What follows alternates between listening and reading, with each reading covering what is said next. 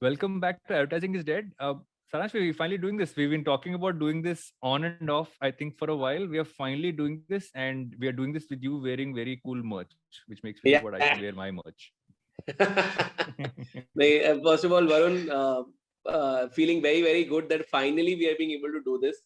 It would have been nicer if you were sitting together and eating together Yeah. and having this chat together. But this is also cool. So absolute pleasure and glad that I'm here finally. Yeah, and you've had I'm not sure how busy the last couple of last week or so has been. Obviously everyone who has eaten the butter chicken and everything else that's come out of all your outlets is one end, but now you've taken an entire new journey with first of all, why is it called Bambai Meal Rolls? Why So the name? I think the right answer for that is, I like to do things direct, which means my first venture was called Goila Butter Chicken.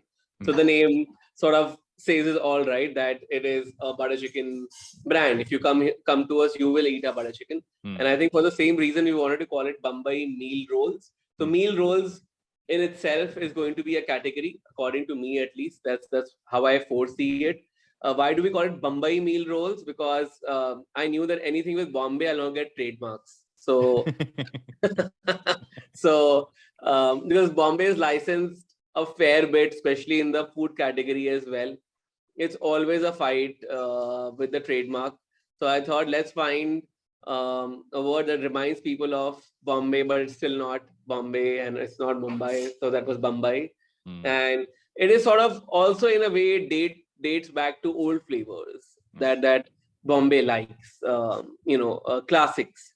No matter where you come from in India, you get your culture and your cuisine to this Hmm. city, and that is what sort of Bombay represents on the brand, and hence Bombay meal roll.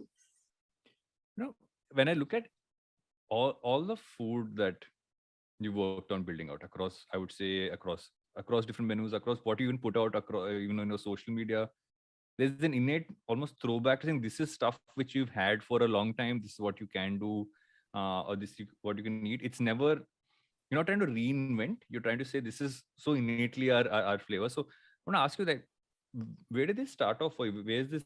If you had to pick a point where the love for what is essentially Indian flavors which you've had for a long time, where did that kind of kick off for you? I would say that as a chef who's sort of trained and graduated with Indian food in the last 15 years or so. I think my expertise lies in that domain, of course, and you want to always be close to your expertise. It becomes your immediate sort of USP that okay, Hmm. I understand this cuisine more than anyone else does in the world. Hmm. So that is one. I think the other is um, the food that we grow up with and the food that we connect with will always be it will always have that memory. You might have forgotten how you liked that hero. It's like that scene from Ratatouille Hmm. where that food critic, when he finally has that Ratatouille and he gets transported to his village where his Yeah. mom used to cook that Ratatouille for him. And I think all of us are sort of transcribed or sort of ingrained with that mental note that we are going to like certain flavors when they are served to us in a certain format.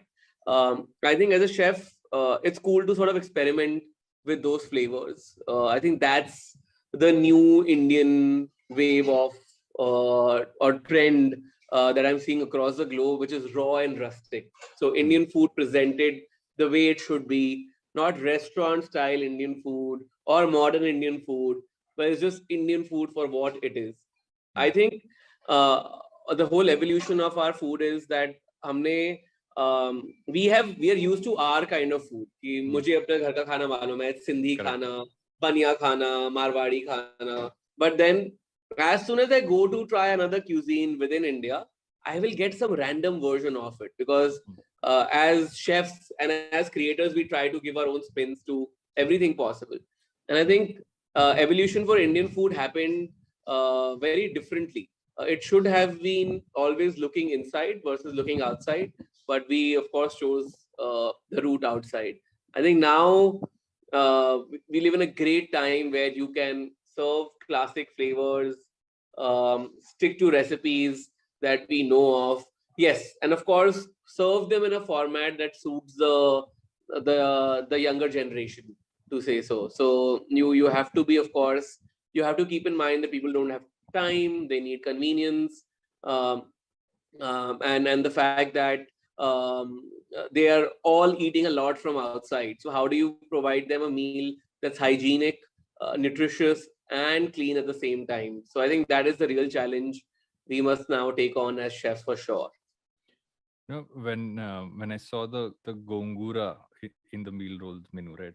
What you just said is a throwback for me, because whenever someone talks about Andhra cuisine, they tend to talk about biryani, which is technically not Andhra Yeah. cuisine, and they keep saying biryani, and I'm like, that's not what. But gongura is so innately what, like I as a kid have just like OD'd on gongura, and even now I wait for like batches to come from back home. So I agree with what you're saying, is that we honestly want stuff which is so innately reminds us of childhood, reminds us of what flavors we really like, and kind of building on top of that to make it more modern in terms of packaging, etc., and all that stuff.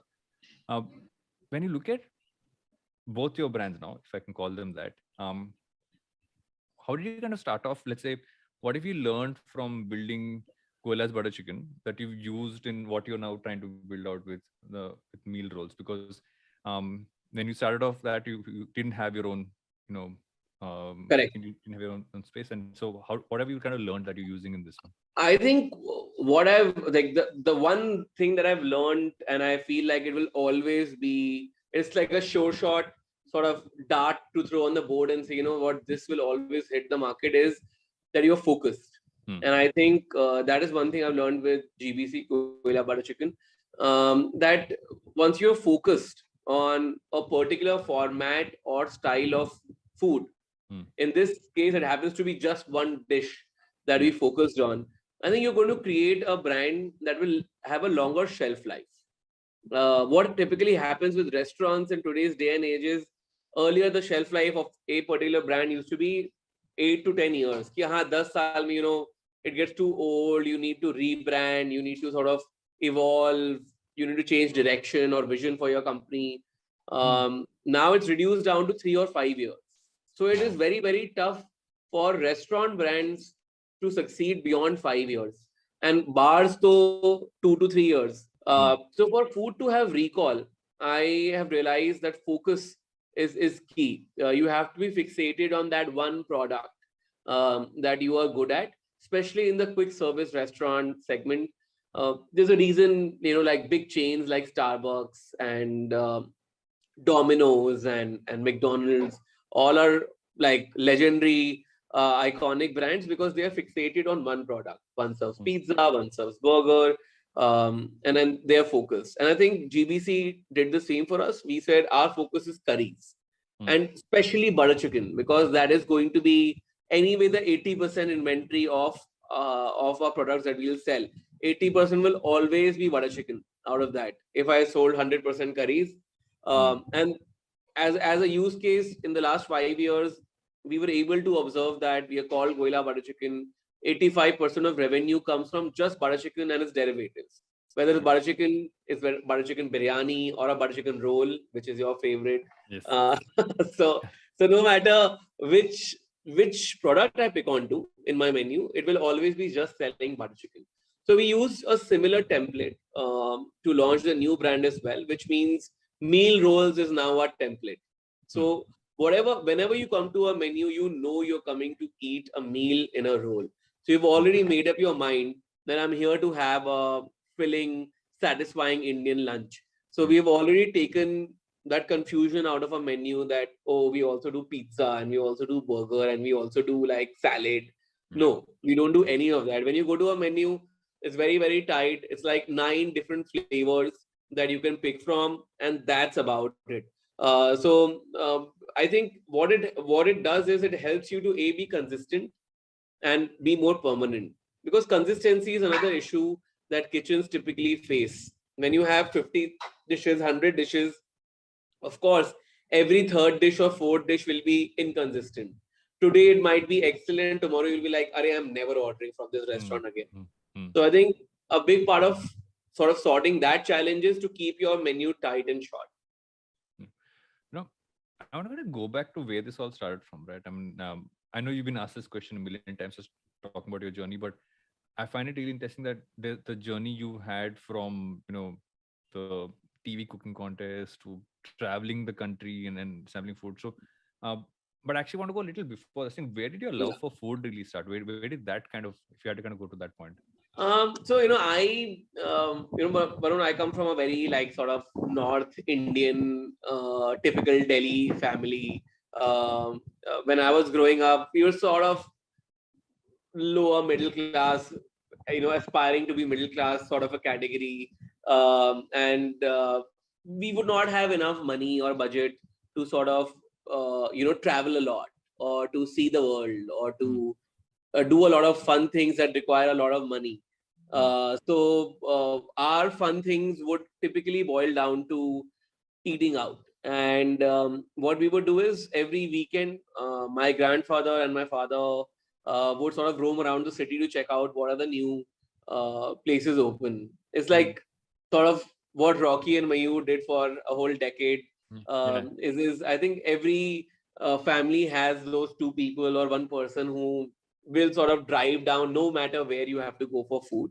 So So I true. think my dad was in the same sort of category, and I think that is where I pick it from, because I grew up in a cultural household where food was very very relevant, uh, for to celebrate, to for weekends, to have fun. Entertainment meant food.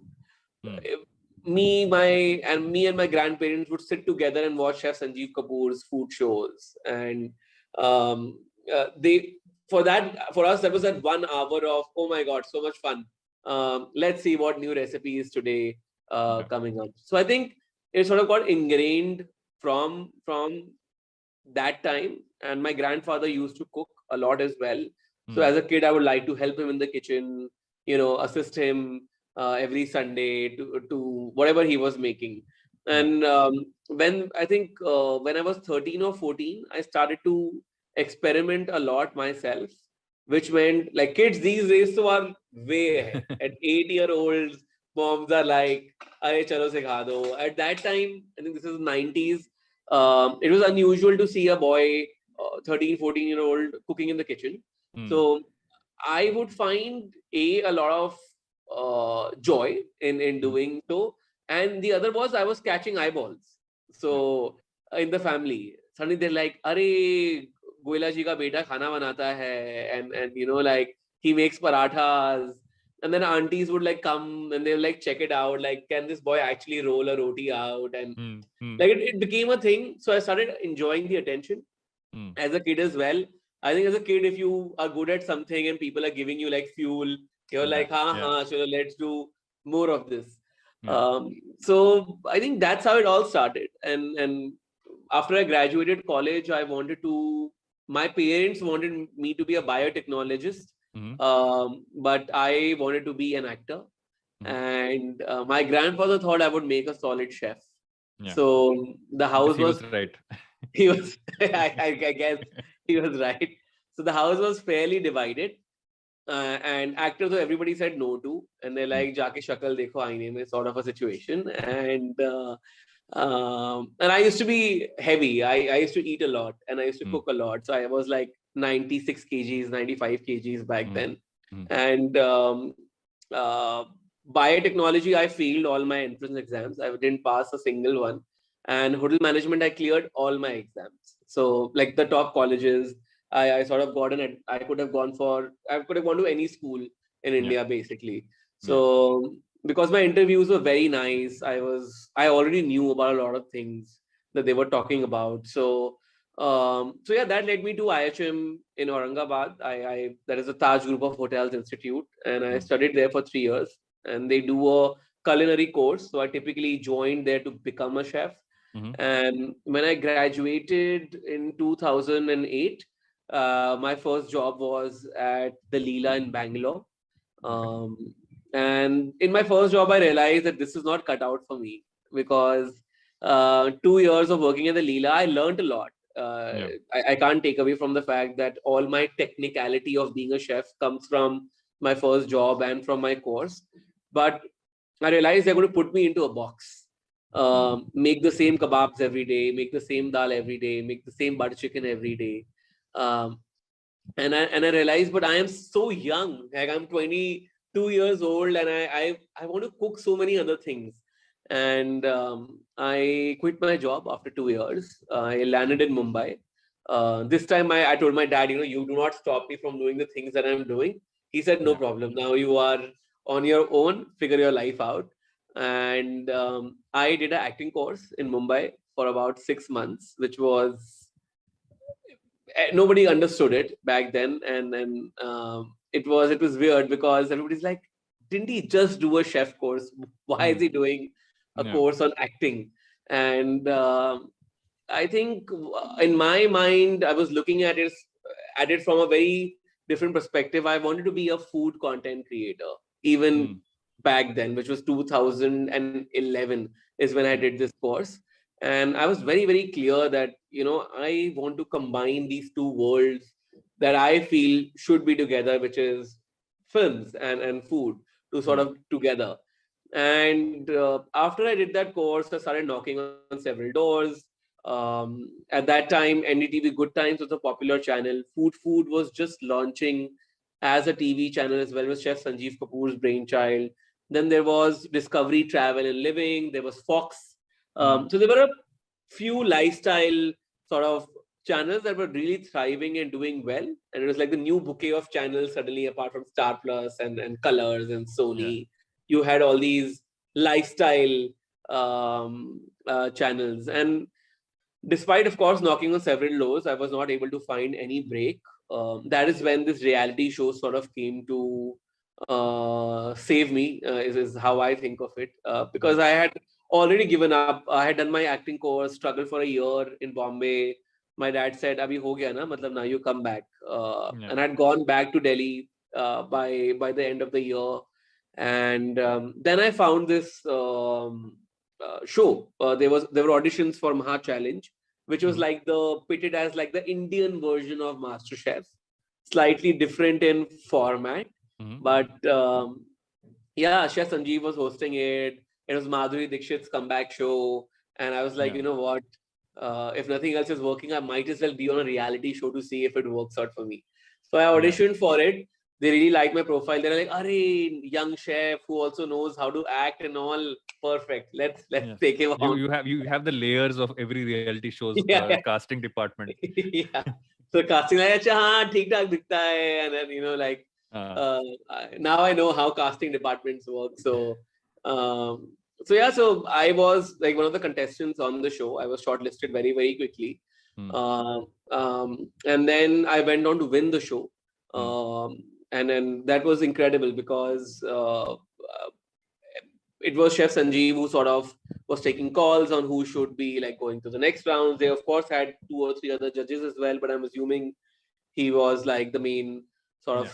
of person taking care of this. So I realized that I was able to showcase who I am Hmm. as a talent and as a chef very, very clearly on the show. Like the reason that I won was I was not afraid of showcasing my creativity as a chef. And Hmm. I think that sort of put me onto a solid path, which so 2012 I won this show, and it sort of set me onto this journey where I moved back to Mumbai. I was offered a job at Food Channel as a food editor. Hmm. However, I was like a food content creator. Like in today's tonality, that is exactly what my role was. I was creating content for the channel from 2012 to 15. And Hmm. in that interim, I did several food shows. Like I did a travel show, which I got popular for, which was 100 days of travel, Yeah. where I got to travel 20,000 kilometers, 60 cities, 25 states, all by road in like one insane road trip where I had lost like all my hair and I'd sort of changed the skin tone. And I was like a different person after that road trip altogether. And I was also a different chef because I really tasted blood. I realized that, oh my God, I only know this much about Indian food, and there is so much out there. And I realized that I could probably do like hundreds of these trips, and I will still not learn everything about our food. So that sort of changed my perception about what I wanted to do when I was 24 and I found this opportunity. All I wanted to do was be popular. Like the most proud acclaim for me was celebrity chef. That's really what I wanted to be in my 20s, especially Yeah. early 20s. Only when I did this travel show, I realized that like standing in the studio and doing recipe shows is also not my thing. Suddenly I was like, "Arey, this is my dream," and suddenly it feels like this is not it because I've Yeah. seen the other side. You want to be on the road. You want to see the flavors and everything else. Yeah.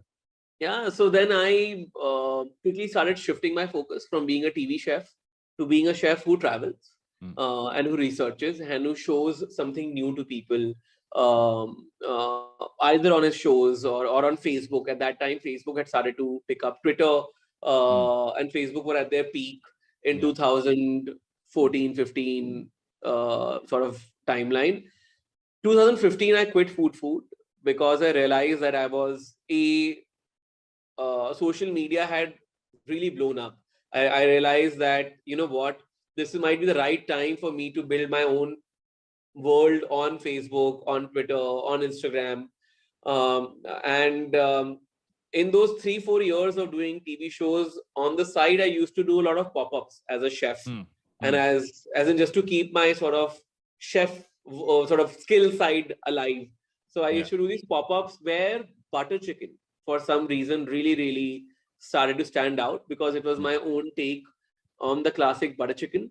And I was feeding them food from like Nagaland and like from Meghalaya and from Rajasthan, and like all sort of different parts of India. But what was standing out in those pop-ups was the butter chicken. As in, it's just one of those things, it's comforting and it's Was that safe. your moment of saying, okay, I want to be an Because I find it interesting to ask anyone who becomes an entrepreneur, saying at which point, what was that moment when you said that, oh, this is something which I really want to do, or was that always a plan that was kind of developing over time, or did you say once again, Um, this is what I want to do? Honestly, not really. It was not like a plan that was harboring in my mind for a while. So in 2014, I had asked Food for a raise, Hmm. and they told me no. And then I worked there for another year, and I asked them for another raise, and they said no. Hmm. And I realized that because they are experts in this domain, right? And Yeah. they have taught me everything that I know. So for me to be able to push boundaries for myself within the network, it's going to become very, very difficult because it Got it. already has a network hero, which is Chef Sanjeev himself. So Yeah. he's created these multiple stars. However, if I have to build a universe like he has built for himself, I must sort of branch out. Hmm. And 2015, I sort of took that call of branching out from food, and one of the things that I really wanted to do when I branched out was to have my own restaurant. Hmm. And I used to always think, but how will I juggle both these things together? How will I be a chef in a restaurant, and how will I also be a chef on TV or as a content creator? So I realized that if I started out a venture which only required my recipes versus my physical time all the time, Hmm. Hmm. I would be probably technically might be able to do both, or I could Yeah. juggle. And that's why I decided to start a quick service restaurant or a cloud kitchen slash cloud kitchen, which was Goila Butter Chicken. Yeah. It is then when I actually realized that I used to do it as a pop-up. The demand for the product was huge. Like I was flooded with requests on Twitter all the time, and it was a hashtag before it became a brand. So there is that. And hashtag was made by a few of my best friends in Mumbai, Anish, and he's the founder of Swami Yeah. drinks now. So all these food people used to come to my pop-ups, and they actually created this hashtag. Are Delhi boy? Let's use his last name Goila, and let's Yeah. call it Goila Butter Chicken. So it was not even my creation. I think it found its place in the digital universe very solidly. So I think it was a product. It was a byproduct of Twitter and Facebook, honestly, because uh, my pop-ups led to a lot of sort of attention on social media where people were sharing pictures, they were sharing feedback. Oh my God, we tried this butter chicken and you should also try it, but there was no restaurant in place. So I think I created the demand for it before I started my venture. So I still remember the day we launched. From that day to sort of the 100th day of GBC, we were sold out every night for the first 100 days. And I think the reason for that was because a lot of audience and brand building had been done even pre-launching GBC as a solo venture. Yeah. So I think I had laid down seeds when I was working at Food, but it sort of came to fruit when I left the channel and I was like, ab to kuch karna hi padega anyway because I'm not getting a salary from somewhere else. Yeah. So that sort of pushed me to start it quickly. You make a few interesting points, which I feel anybody can kind of take learning from, right? One is the fact that you build almost a brand name out before you built the product out in terms of like just building the restaurant or the cloud kitchen. And you also, I would say, one of the earliest cloud kitchens, if I remember right, because Yes, we were sort of ahead on the cloud kitchen story, as in before it blew up and Rebel kitchens and everybody like raised uh, a lot of money on that. So and then though the intent was not, as I said, from the perspective that cloud kitchen is going to be the future, but for me it was reversed. It made sense. Yeah. And then we just fit into it at the right. It was like right place at the right time. And I think what's also interesting is, and I remember very early on when you launched it as well, right? You didn't try to have even now like the menu is quite compact, but I remember then it was a supremely compact menu. There were just a few really things I don't think I needed to scroll when I would look at it. And now obviously there are more options. Then it's kind of grown over time. But I remember looking at the first time saying this makes sense. This is a lot of the stuff which I would automatically order when I didn't have to scroll, didn't have to choose, but I would and instantly I've actually tried everything on the menu, so I shouldn't. Oh wow! So I'm not going to get into which one is my favorite or anything else. But I think that was the interesting part, that you suddenly had something in order which was simple. It wasn't trying to tell you that you had to read ingredients and figure out what was there, and it tasted really good. So I think the mixture of building the brand out and then having something very simple that people could order, I think it's a great learning for anyone kind of starting off, because I think people try to start off with a lot more complex sorts. One classic example for this, and this has been happening for ages, right? Like as I told you, I come from North Delhi, from a place called Pitampura. So there, this tikki wala, he used to sell his tikkis on that cycle, that proper street food wala cycle. Correct. Bhaiya selling you tikki. So his shop was called Bittu Tikki Wala, his cycle, and he used to put a little small placard selling these tikkis. He would add 4 pieces of paneer on the top of the tikki. So he became popular. Arey, wo apni tikki ke upar paneer dalta hai. So his USP was a tikki with fresh pieces of paneer on the top. Because suddenly with aloo you're getting paneer, and that sort of became his USP. He started the cycle. Suddenly it graduated into a shop. Then one day he bought a home next to us, and he like graduated. That's my dad's version of the story. He bought a Honda City for himself. Then in 7 years, Bittu Tikki Wala had 8 stores in Pitampura, and he had become BTW from Bittu Tikki Wala. And now he had a nice swanky BMW that he would roam around it. And so very, very soon BTW, since after he became BTW, now he had 50 stores all across Delhi. So he became like the iconic brand who started from a cycle and graduated to becoming BTW with like multiple stores in the same city. And I think the formula for success there is also that he first created his audience on a cycle by putting those 4 pieces of paneer. He sort of enticed them into his venture. He became a brand because people started to associate him with that one particular kind of tikki, which only he would give. And I think rest, of course, is history. So I think that formula of being, I think, consistent and focused with your product. And of course, your USP has to be, like we do a smoky butter chicken. That's our USP. Every time you open the box, you will get a whiff of tandoor on your nose. And that is what the Goila sort of promise is. So I think for me, that story really stands out always. I always cite his example because I think I followed the same thing, where we are very, very focused and very fixated on that one thing that we want to do properly.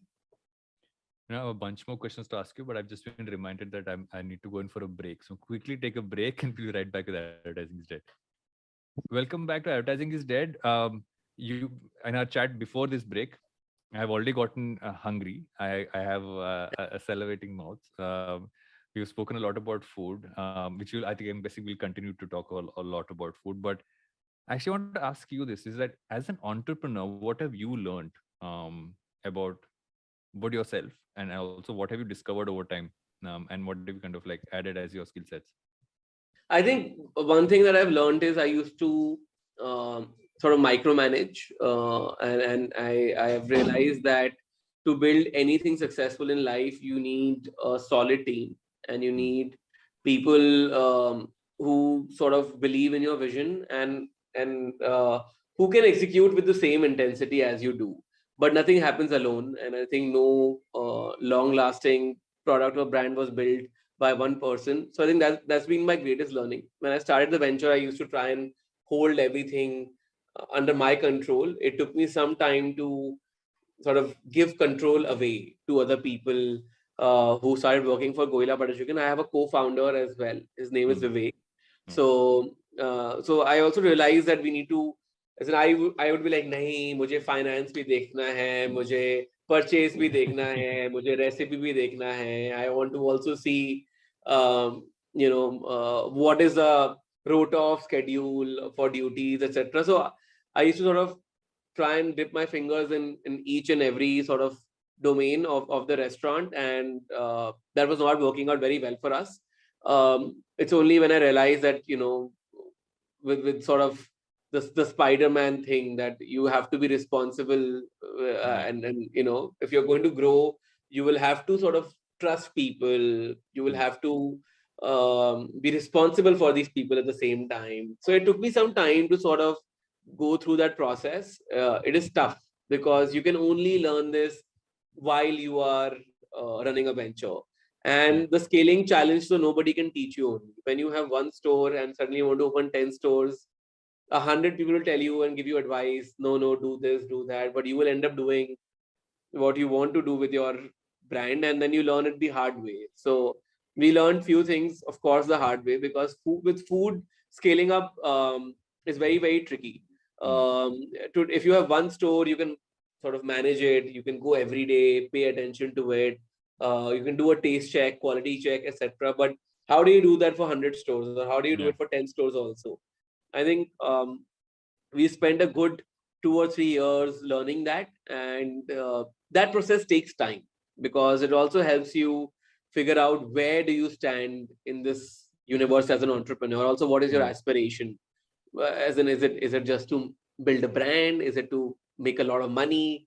Is it to just achieve scale and be all across the world? So I think that is what I have learned. I've become a more sort of a person who thinks ahead of time, sort of a thing. Earlier, I used to be like, we will see how it comes and goes, and then like, oh, abhi Ganpati aa gaya, no sale, shit. Next 3 months are drop.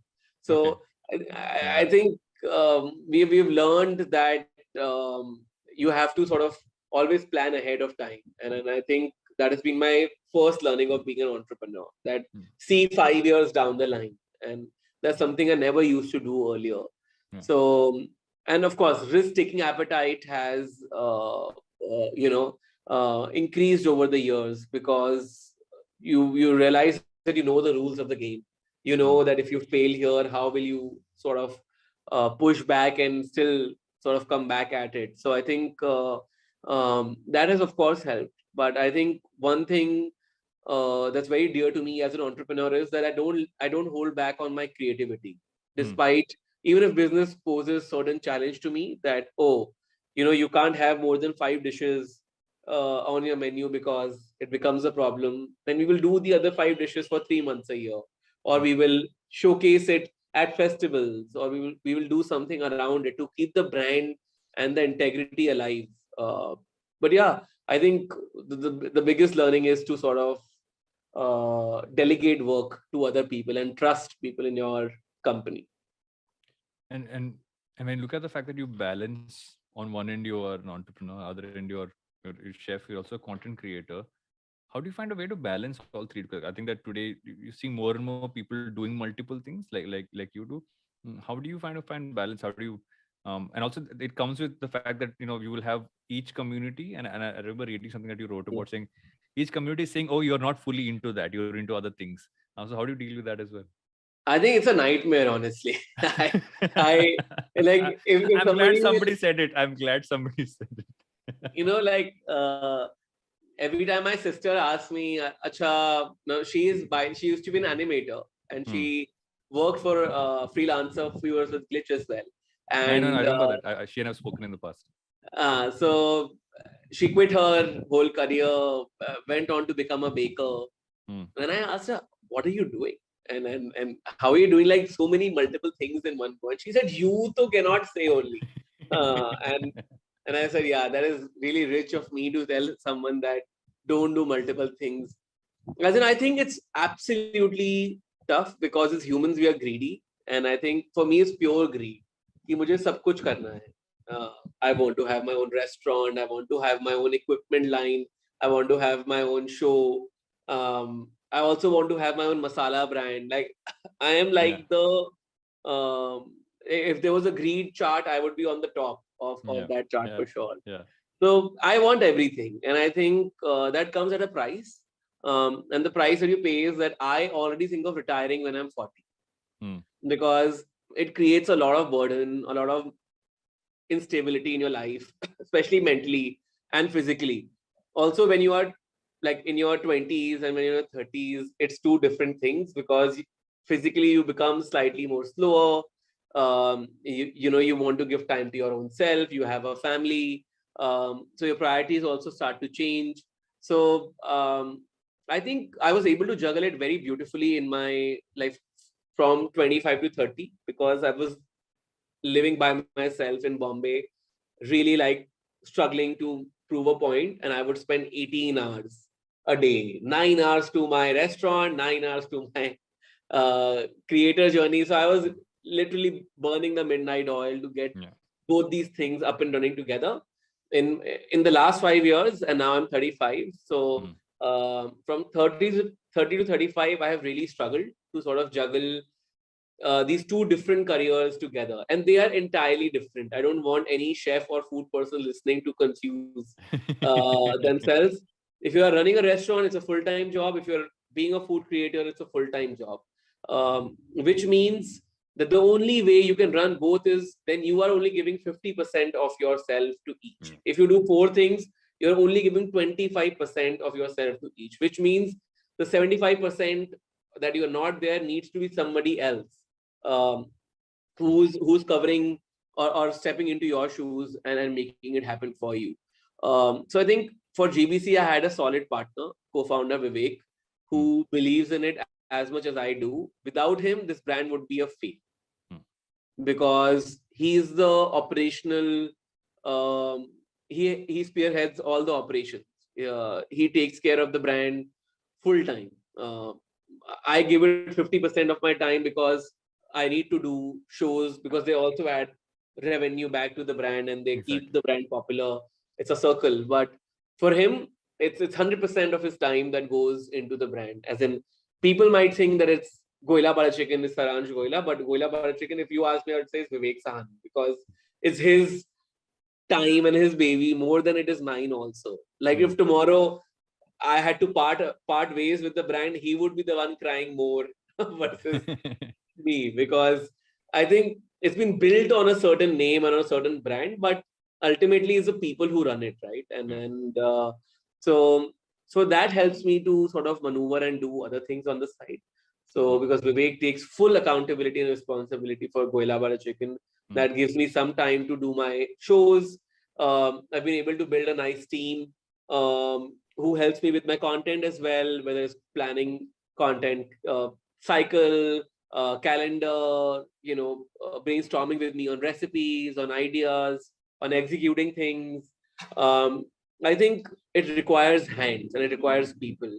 Yeah. Um, but yeah, I would say that when you start out as a talent, like when I started out, I was only a content creator Hmm. for 5 years. Then I ventured out into a restaurant, and then I of course had to juggle both these things together. So I think starting out from one focused place would always be my suggestion to anyone. You build yourself, like let's say if I was a restaurant chef, I would build myself as a star restaurant and as a restaurant chef for 5 years, and then graduated to do TV shows or to do content on Instagram or YouTube.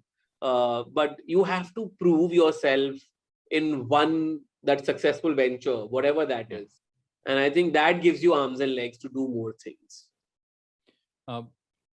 You mentioned greed a little earlier, but at some point, what you've also done, I think, especially over the last couple of years, also being figure ways to kind of give back, right? I mean, if I look at COVID meals for India, I think that's one initiative which you kind of really push through is to kind of get people home cooked food while we were all stuck at home in different ways. I'd love to kind of talk about that because I think that also kind of shows that it doesn't mean that if you have multiple interests doesn't mean you kind of not working to kind of give back.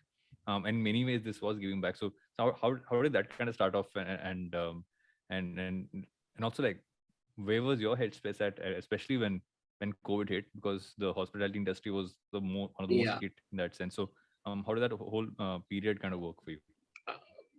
First of all, it was absolutely terrible time for like the hospitality industry overall. Like restaurants suffered and how.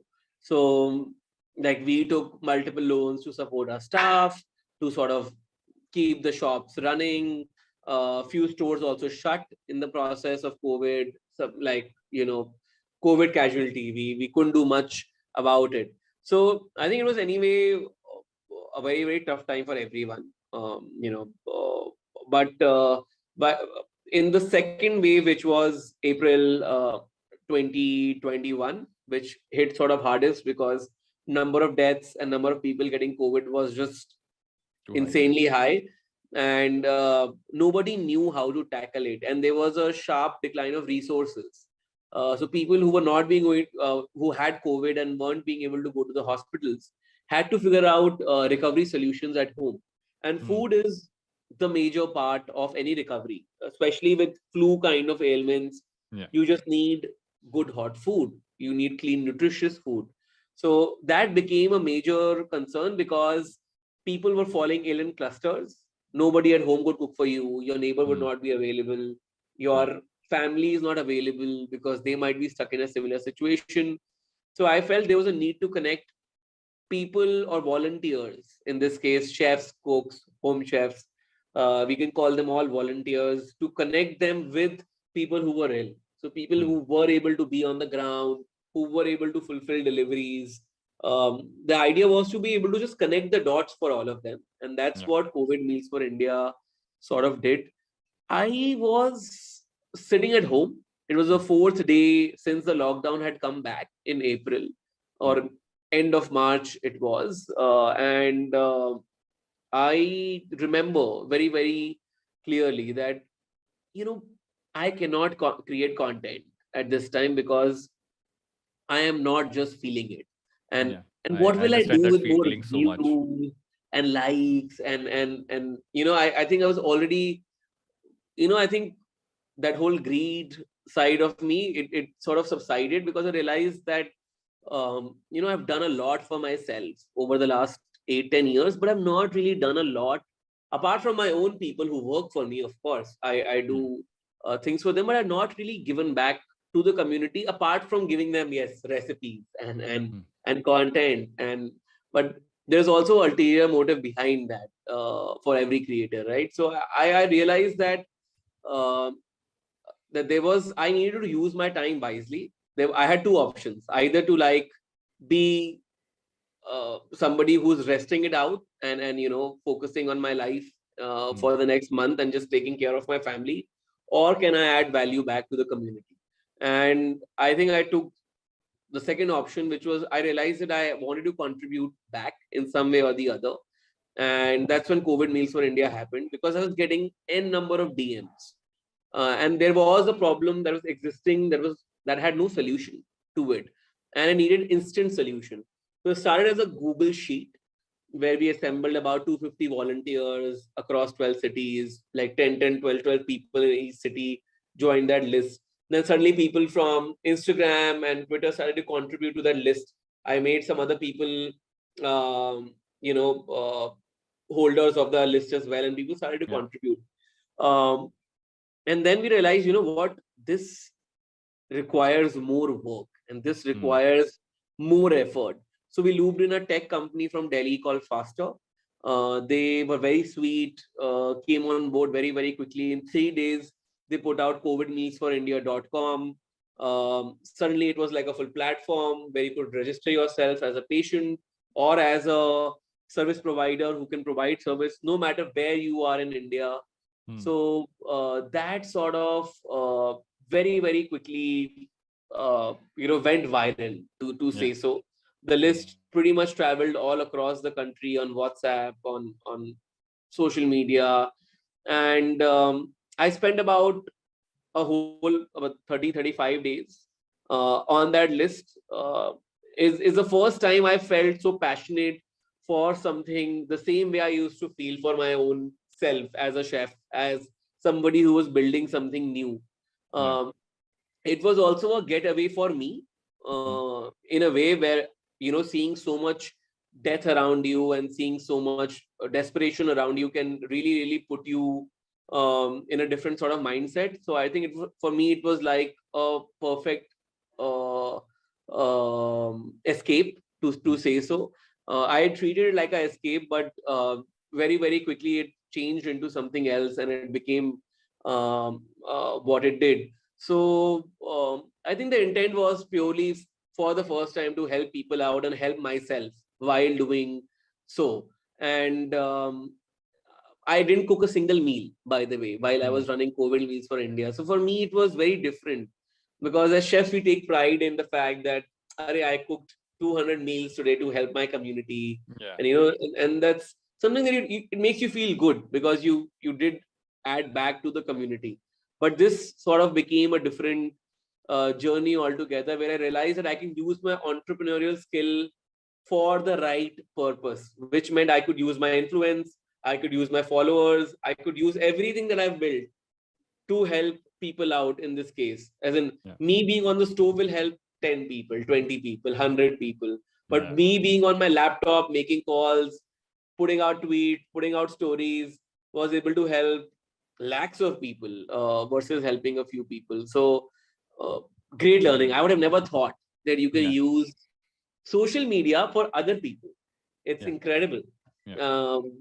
It's incredible. Like, I now have deep respect for the digital space, especially after COVID Meals for India, because I always knew that you can create a product like for yourself, because I had built Goila Butter Chicken especially on Facebook and Twitter.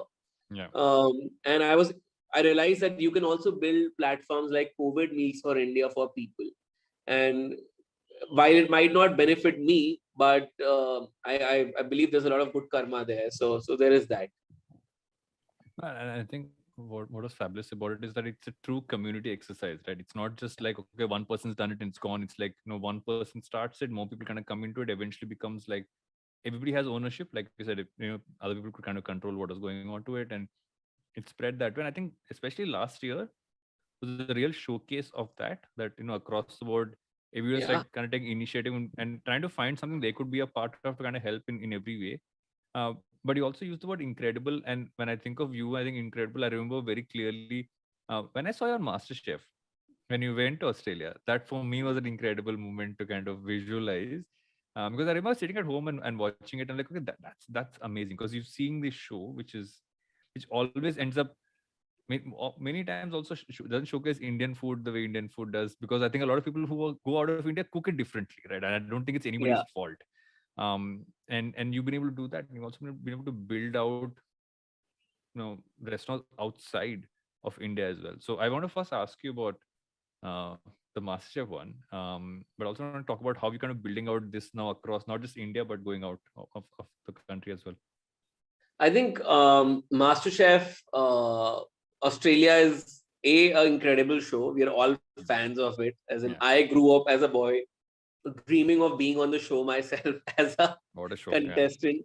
And I think, like me, there are hundreds other cooks and chefs who aspire to be on that show. I would have never in my dreams thought of being on the show as a judge. As in, when I still look back at it, sometimes you really say that you're born lucky. I feel sometimes in my journey, I feel like, luck really sided with me. But uh, this opportunity typically was cracked by my brand manager, Kavneet. So I surround myself with some amazing people, basically, to put it out like that. So she connected the dots. Chef George was traveling to Bombay, and she told him, you should definitely try the chef's butter chicken. He is like already in Bombay. It's become like a thing. This was 2017. It was 18 months since we had launched, and George said, why not? And he said, footnote, I do not like butter chicken. Because Okay. it's that part of Indian food that he does not enjoy. Because it's traditionally sweet, I'm gathering. Yeah, he said, I don't like that creamy sweetness. And she said, then you should definitely try this because it's not that. He said, fine, I'll give it a try. So I took like 3 dabbas for him and his team. They all ate it out of my delivery dabbas. They didn't even wait for plates. They took romalis in their hands and they're like mopping it up in front of me. I'm like, and then George is like, dude, you are lying to us. This is not butter chicken. What we have eaten is either that is not butter chicken or this is not butter chicken. And that's how sort of the dots connected, and we ended up doing a pop-up at his restaurant in Melbourne, and that led to appearance on Masterchef Australia. So it's I think sometimes you just need an opportunity to showcase what you can do, no matter which industry you are in, right? Sometimes you just need a platform to showcase yourself. And a lot of the food community feels that if butter chicken is not a true representative of Indian food only, it's the same stereotypical old school classic that we are still harping on, which is a truth, which means India cannot be represented by just One dish. butter chicken or one dish, to say so. But the fact is, because it's so popular globally, if you hit it at its heart, which means you change their perception about butter chicken, suddenly it opens a universe to the idea of, oh my God, if this is what butter chicken could be, let's see what a ghee roast tastes like, or let's see what a chettinad tastes like. Let's see what, a khasi curry in Meghalaya tastes like. So suddenly it opens the world to what Indian food could actually hold. And why are we so popular? Because there's detailing in the recipe, there are spices. And I went onto the show, they said, please do not hide the recipe. Give it to us as it is. Yeah. So it turned out to be a 4.5-page recipe. Wow. It's the longest recipe I've ever written in my life, because my own outed recipe is 1.5 page. But this was like a 4.5-page recipe. And I was like, these contestants are going to be like, we have 120 minutes to read this or to cook this. It was long, and it was an amazing moment because I got to represent India on sort of a global platform. For me, it was a dream come true, absolutely, because somebody who's traveled the length and breadth of the country, and I've always taken pride in representing Indian food outside. It became that moment where I could sort of speak about how valuable Indian food is across the globe to sort of global press. And that opened doors for GBC in different directions. Before that, our ambition was to, be a pan-India brand. And suddenly we realized that we did not want to be a pan-India brand. We changed our company's direction from scaling up within India to actually scaling across the globe. And then the pandemic hit us, unfortunately. But before that, only we had shook hands with our current master franchise in UK, who had agreed to take Goila Butter Chicken to UK. And we launched our first cloud kitchen in London in 2020 in the pandemic. I have never been to my London store. What are you saying? I have never tasted food of Goila Butter Chicken in UK myself. But that's the beauty of, I think, today's world. You can teach anything virtually to people, because you have technology is such that there are multiple ways of figuring these things out. However, yes, as a chef, you can never be truly satisfied until you have tasted your own food that is Yeah. being served at a store in a foreign country. But we were able to pull that off in the pandemic. And recently, a month back, we opened our first physical store in London as well, in Fitzrovia, which is like a 12 seater Goila butter chicken in the heart of the city. It's one of the most happening streets in London. And to even know that we have a 10-12 seater store there is 100% a matter of pride, because we started from like 200 square feet kitchen in Andheri. Yeah. And till date, we are self-funded. We have all the money that the company has earned gets reinvested into the brand. So we've not raised any external capital, apart from, of course, raising loans and etc. But it is sort of a matter of pride, because its classic way of doing business might not be uh, the best growth strategy for any brand in today's day and age, because brands require scale fast to survive the pressure of PR and the way the machinery works. But yeah, for us, it has played out well. And I think we hope to scale to different parts of UK by the end of this year. And we also are looking at 2 other countries to take Goila butter chicken within this year as well. So for us, it's looking more of a global um, uh, domination scenes versus just in India. You know, what I think is also exciting about that is you're taking. I mean, we've always had franchise models kind of come from outside the country into India. Like you've had everything from pizzas to burgers to kind of go. You've Yeah. not had a, when you've not had a global push out on this front. I think that's super exciting. Um, if I was an entrepreneur today in the food space, if I'm a chef who wants to kind of build out their business, or I'm someone who's just interested in the food space, Yeah. what are you seeing as, if you look at just trends from the future, like what you're seeing as, okay, this is something I need to keep in mind if I'm building in this market, especially after what's happened over the last couple of years? What would those things be? I think real estate for sure. I would not invest or um, open myself a space that will ask for a lot of investment in real estate. The idea is to keep the model capex light, because situation is very volatile. You don't know how the pandemic shapes up. There could be a best and worst case scenario, and you don't want to be stuck in the worst case scenario, because unlike putting out a auto manufacturing plant where cars can still get manufactured, you get stuck as a hospitality restaurateur. You can't send people, they can't make food, they can't send food, like it's perishable goods.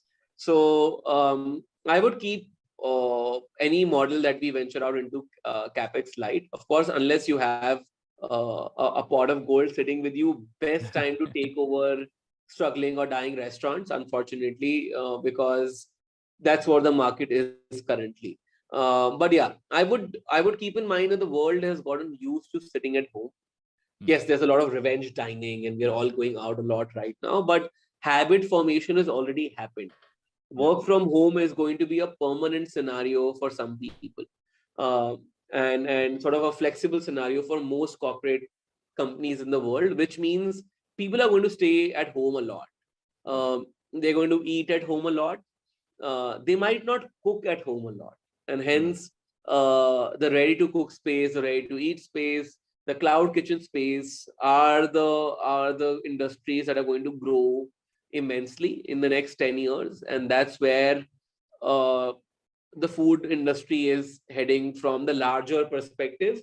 However, of course, if you are a specialist and you have something new to offer to the world, and you're a chef who believes in his art, and you have something special to show, there will always be space for boutique restaurants or luxury uh, F&B spots where people will want to go out and celebrate or to experience something that's special. But that segment is reducing down. It is dropping down to a large extent, because restaurants are also now uh, banking on the cloud kitchen space for at least 20-30% of the revenue.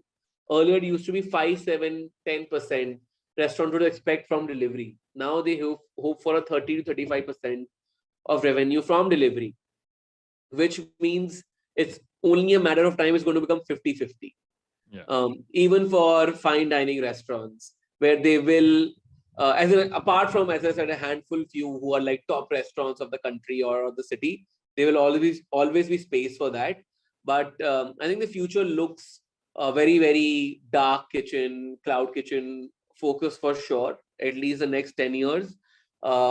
And restaurants, people who are opening, like I would see them or envision them opening more boutique style, more sort of specialty driven restaurants versus opening like bulk and big restaurants that used to be the flavor of restaurant world earlier. I think it's going to become more, again, more specialized and more focused. For instance, somebody will only open a pizzeria, or somebody will only open a specialty coffee place, or so it's going to move into that direction. uh, Restaurants that will curate or cater to a special need, to say so, and those are the restaurants that will survive in the future for sure.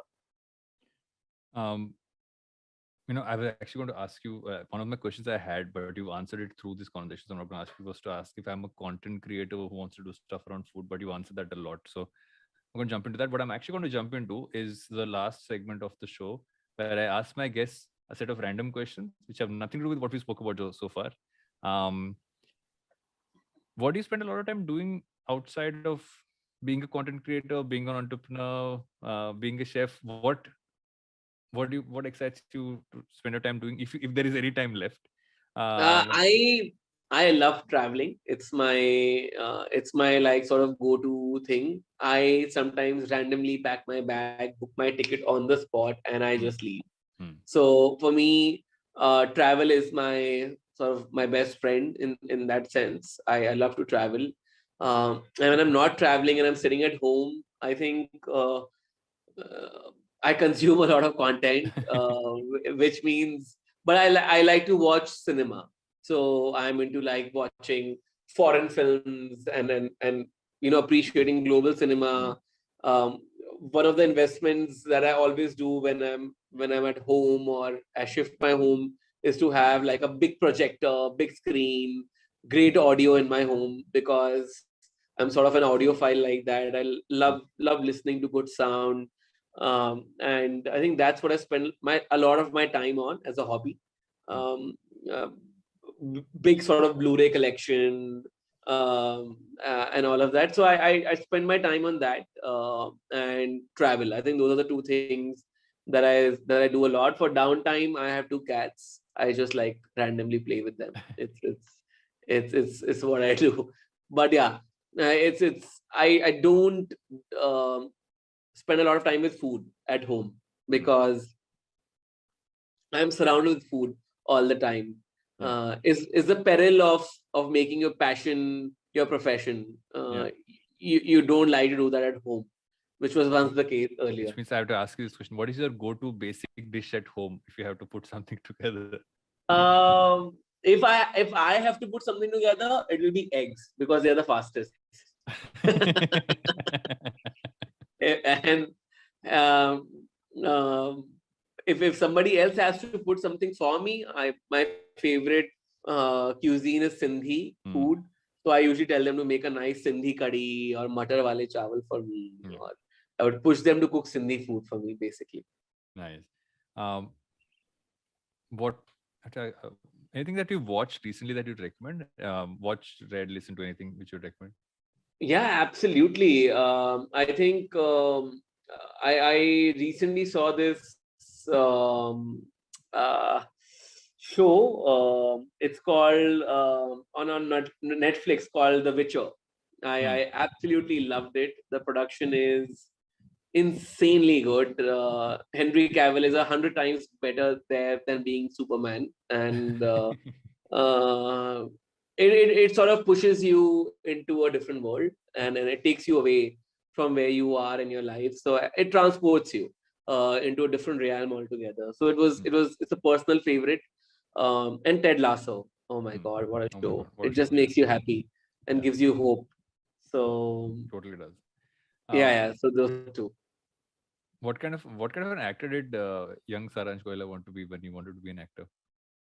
Oh, that's a great question. I think I always feel like I would do very, very well in TV shows, Hmm. like playing a character in your daily life. I think I have what it takes to play that mundane character who loses his shit every now and then and do drama. Still Uh, waiting to it, happen. I think it's still waiting to happen sooner rather than later. yeah, maybe someday when GVC finds its true calling and I'm not needed here anymore, I'll Hmm. probably like uh, be an actor over being a chef. Maybe, you never know. Life is full of surprises. Um, what can you put together in an instant, which can't be eggs? I asked you that specifically so that you won't say the easiest dish for you, but what can you put together in an instant? I think a salad. I am like a walking, talking sort of directory of salad dressings. All right. I can make a new salad every day of the year. Like I like if I told you that from one day one to day 365, I can make a new salad dressing every day because my mind sort of keeps churning recipes while I speak. So yeah, a new salad dressing every day, so which will make a new salad. And the last question, which I normally take a lot of time trying to figure out how to use this, because I try to make do a take on the name of the show. Why will our love for butter chicken not die? Oh, that's a great. I think our love for butter chicken will never die because see, you already mentioned it's a hug in a bowl. It's comforting. It comes to hug you when you cry, and that's why it will not die. And also rhyme it, but no, I think tomatoes, are the most umami-driven vegetables on the planet. There's a reason we like pasta. There's a reason we like butter chicken. It's tomatoes. When you pack good juicy tomatoes into a concentrate, tomato ketchup, Hmm. the most loved condiment that you can have with anything on the side, because it makes you feel good. It makes you feel satisfied.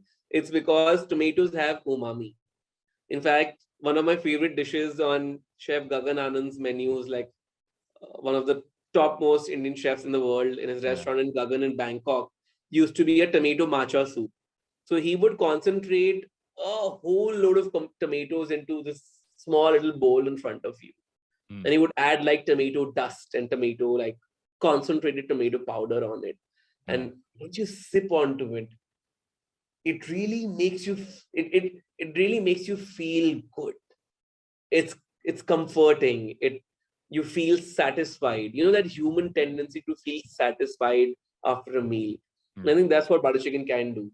It's that satisfaction that comes from that creamy tomato base, that really will make sure that the butter chicken never dies for anyone. You have ensured that the end of this conversation, I am at the back of my head considering all the stuff I have to order for dinner. I'm definitely not eating home food today. वो तो होने वाला नहीं. But you have ensured that I'm ordering tonight. But thanks Saran for doing this. This has been fabulous. I've been super fun for me. I hope it was fun for you as well. And thanks for coming on Advertising is Dead. No, absolutely. And I must say, Varun, you are a very keen listener. I love the way that you are so like, it almost feels like that I should speak more because you're listening so keenly. So thank you for making it easy. Perfect. A podcaster's job is done when I feel like my guest has felt like I've listened. But yeah, I was also listening so much. I think your not just your journey, but your insights are super useful for people to kind of use. I'm still going back to the one you said about focus. I think that's such a core part that you spoke about, and I feel most people don't give that enough focus. Rather, but thanks, Dana. Tons of great insights here for people to listen to. Cheers, cheers. Now we'll meet up over some butter chicken. Done. We'll Bye. do that. IVM.